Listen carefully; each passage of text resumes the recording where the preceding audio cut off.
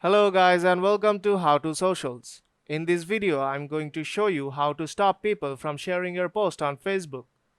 So let's start. First, open the Facebook app.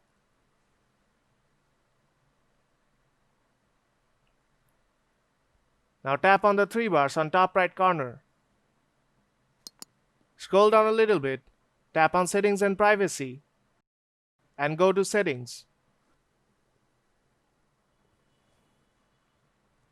Now scroll down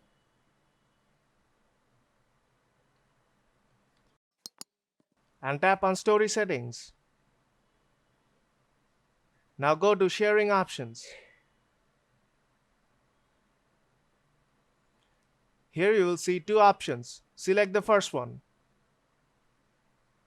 Now select No, and it will disallow others to share your public stories to their own story.